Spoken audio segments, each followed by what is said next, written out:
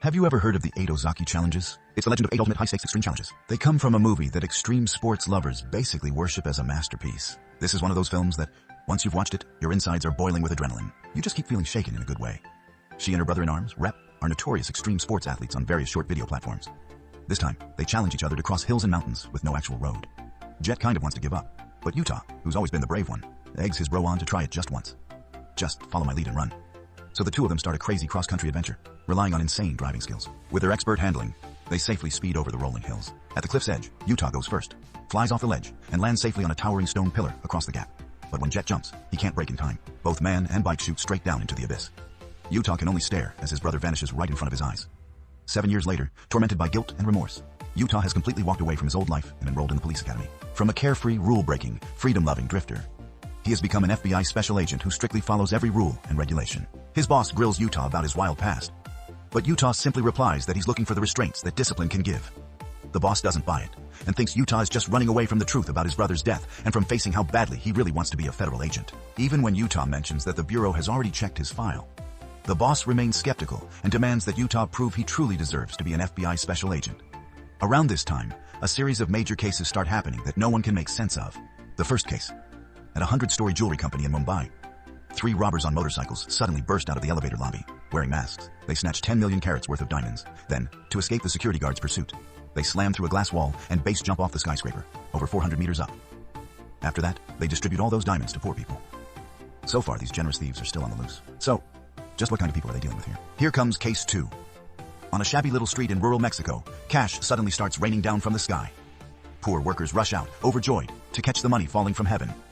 Turns out, on a money transport plane flying overhead, 2 men dressed in black secretly open the cargo bay and toss out 2 huge crates of cash. Then they both jump out of the plane. At an altitude of 10,000 meters, they cut the straps around the bundles of bills, sending tens of millions of US dollars fluttering through the air. Right after that, they fly straight toward Swallow Cave in the forest. Only after plunging deep inside do they finally open their parachutes. Utah thinks the methods these guys use feel very familiar. After digging through a mountain of files, Utah rushes to find his black boss. He suspects that, in fact, all these cases are connected.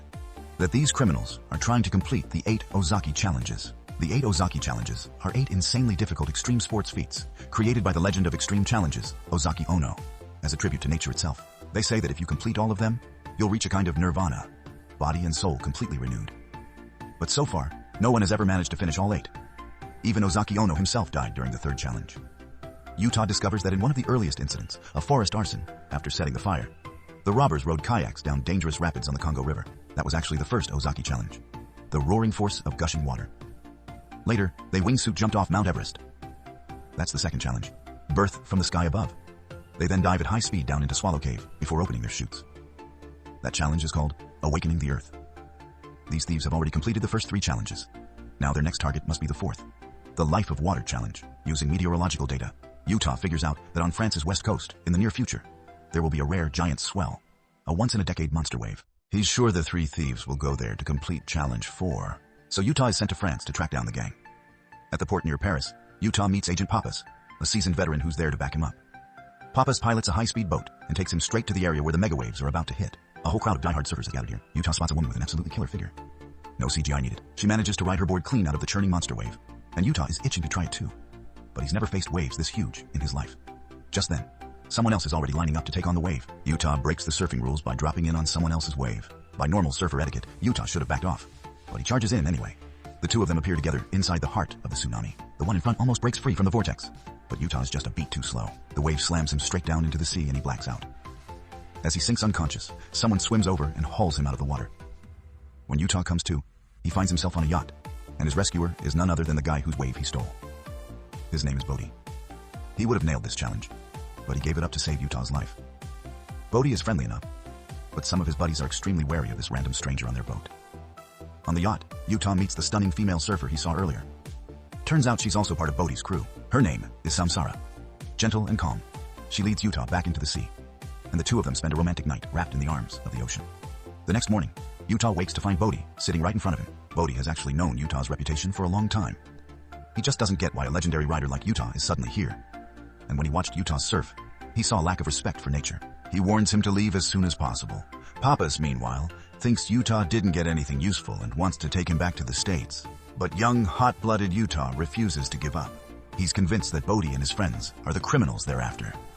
He begs Papas to give him more time. He swears he'll find proof. Unofficial intel soon shows Bodhi and his crew at an underground boxing ring in Paris. When Bodhi's friends see Utah appear again, they're shocked and furious. They demand to know how Utah tracked them down. But Bodhi, as the leader, lies and says he's the one who invited Utah. Clearly, he's taken a real liking to the kid. Utah says he wants to join their crew. So Bodhi tells him he'll have to fight him first. The two men strip to the waist, square off, and start trading brutal punches. Blood flying everywhere. But it's obvious Bodhi's boxing skills are superior, and he knocks Utah out. Utah loses his chance to join the group, and he's crushed. Unexpectedly, Bodhi comes back over to him and invites him to try one of the Ozaki challenges. The breath of the wind. Utah follows Bodhi's crew into the Alps. They haul their gear up to the mountaintop. One of them tells Utah to take out the rock. Utah is confused. What rock? Turns out they pulled a prank and stuffed a giant rock into Utah's backpack. But hey, the rock is useful. Bodhi has his teammates ready a stopwatch. Then they toss the rock off the cliff. 6 seconds later, they hear it hit the ground. They quickly estimate the cliff is about 180 meters high. That evening, they use old-school fire-starting skills to build a roaring campfire. They tell Utah that taking on the 8 Ozaki challenges isn't about some cheesy Nirvana nonsense. Their real goal is to make more people see the beauty of the Earth. To give something back to the planet, not just take from it. That's the path they're following. And to walk it, you have to cast off your ego completely and let your heart lead you. They conclude that if Utah chooses to walk this same path, the dawn will give him his answer. The next morning, 4 of them suit up in wingsuits, ready to start the 4th challenge. The breath of the wind. They form a flying formation and glide through the valley.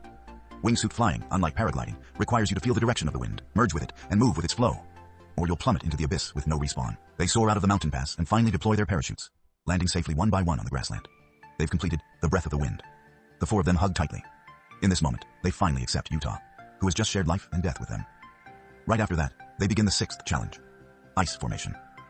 Bodhi finds a snow-covered peak with no marked trail. The plan is to ski straight from the summit down to the base. When everyone sees where they're going to drop in, they start trembling. It's basically a gigantic snow-powered meat grinder. This time, though, the first one to leap off is Utah, the newest member. He seems to have fully awakened his old, bold, reckless daredevil self. The others shake their heads, then follow after anyway. They jump off the cliff one by one, slicing down the slope at insane speed. They weave between solid rock pillars. One tiny mistake, and they'd be splattered. Turned into snow-flavored jam, basically. But fate doesn't always bless the same group twice. This time, Gromit, one of the 4, takes a wrong turn. Panic hits him, and a violent tumble sends him dropping straight off a deadly cliff. The remaining 3 reach the bottom, only to realize someone is missing. Utah panics. He wants to climb back up to look for Gromit, because he'd been the one leading. Utah blames himself for choosing the path that got Gromit killed. He insists on going back, but Bodhi cuts him off. Gromit chose his own line. His death wasn't Utah's fault. They eventually find Gromit's body and give him a traditional send-off, a fire ritual in the mountains. Utah, drowning in guilt, drinks alone. Samsara joins him, quietly sharing her story. It turns out Samsara is the adopted daughter of the legendary extreme sports master, Ozaki Ono. And Bodhi? He's Ozaki's student. Ozaki didn't die during Challenge 3. Awakening Earth, as the rumors said. He actually completed it. But afterward, Ozaki Ono was struck and killed by a whaling ship in the Atlantic. While trying to stop the hunter's cruelty, the young man who survived that incident with him was Bodhi. That's likely why Bodhi is so obsessed with completing the 8 Ozaki challenges. He's carrying on his master's path. But the devotion has turned into a haunting obsession. As they share their burdens, Utah and Samsara's hearts quietly draw closer, and they fall into a deep embrace. The next day, Bodhi brings Utah to an old mining site that's been exploited for 20 years. This time, they aren't here to complete a challenge. They're here to give back to the Earth. Bodhi's teammates open a suitcase packed with C4 explosives. So Bodhi's definition of giving back is blowing up the entire mine and returning it to nature. Utah closes his eyes in pain. The truth he didn't want to accept is now undeniable. Bodhi and his crew are the thieves. It's time for him to choose a side. The group splits into 2 teams. Bodhi takes Utah to distract the security convoys, while the other 2 ride motorcycles up the mountain to plant the bombs. Bodhi rams a jeep into the mineral trucks over and over, then even shoves a security vehicle off the cliff. Once everything is set, Bodhi prepares to detonate the explosives remotely. Utah can't take it anymore. He finally reveals his identity, but Bodhi presses the button anyway. The mountaintop explodes. Massive boulders tumble down the slopes. Bodhi jumps onto a motorcycle and speeds downhill. Utah grabs another bike and chases after him. The 2 dodge falling rocks and burst into the jungle. During the chase, Bodhi slams into Utah, sending them both flying into a small river. As Bodhi stands, Utah aims a gun at him. In the tense standoff, Bodhi reveals they all knew Utah was an FBI agent from the beginning. Utah demands to know why they let him join. Bodhi answers calmly, "Because I thought I could save you." Utah is taken back to FBI headquarters. His black supervisor is furious. Utah went far beyond authorized limits. He didn't report Bodhi's location, didn't stop the 4th crime, and even got romantically involved with Samsara, Bodhi's adoptive sister. Utah is suspended.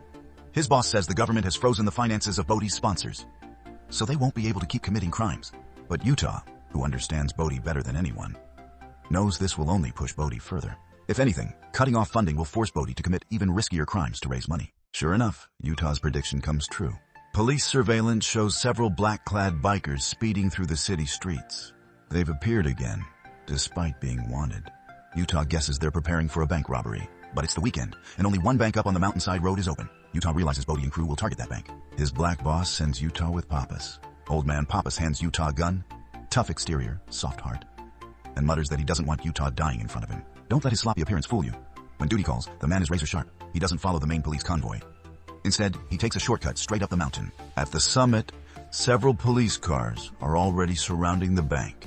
3 masked gunmen burst out, firing submachine guns at the officers. Okay, I'll shoot out. Utah tries to stop them, but no one listens anymore. One gunman pulls off his mask.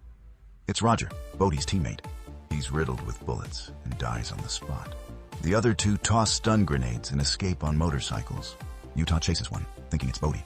He shoots, blowing out the rear tire. The rider abandons the bike and sprints toward a cable car. They jump aboard. So Utah climbs the rooftops and leaps onto the cable car roof. He kicks through a window and bursts into the cabin. The black-clad figure raises a gun. Utah fires first in self-defense. He approaches the body, pulls off the mask, and freezes. It's not Bodhi.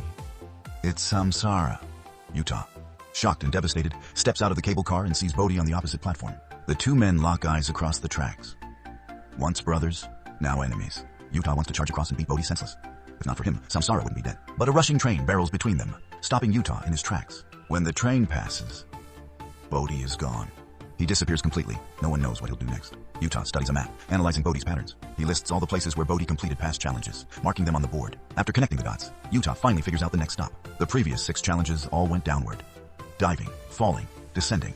But challenge 7, dominating fate, goes upward. A free solo climb with no ropes, no gear, no protection. Utah believes Bodhi will choose the place he was born. Angel Falls in Venezuela.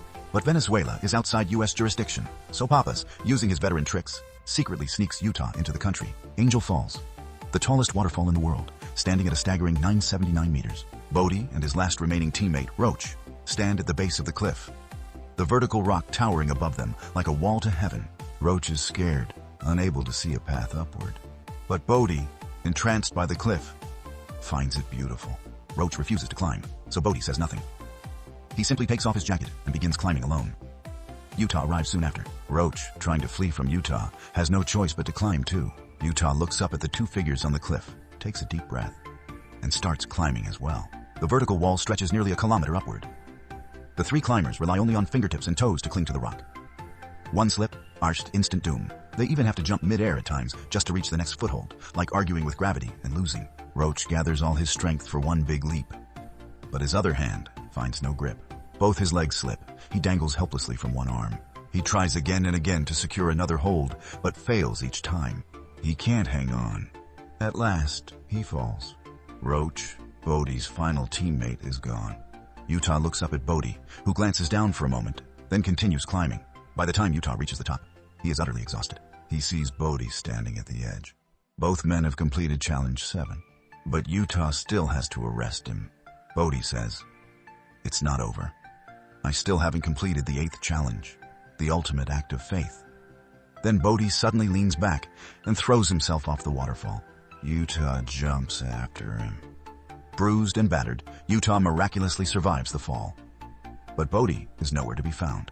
Papa says the river probably carried the body downstream, but Utah knows in his heart, Bodhi is alive. 7 months later, the Pacific unleashes historic mega waves. Utah, now a seasoned FBI agent, arrives by helicopter. He lands on a small boat, and the one rowing it is Bodhi. He survived the fall. So why is he here again? Because the Life of Water challenge, the one he abandoned to save Utah, remains unfinished. This is Bodhi's final trial.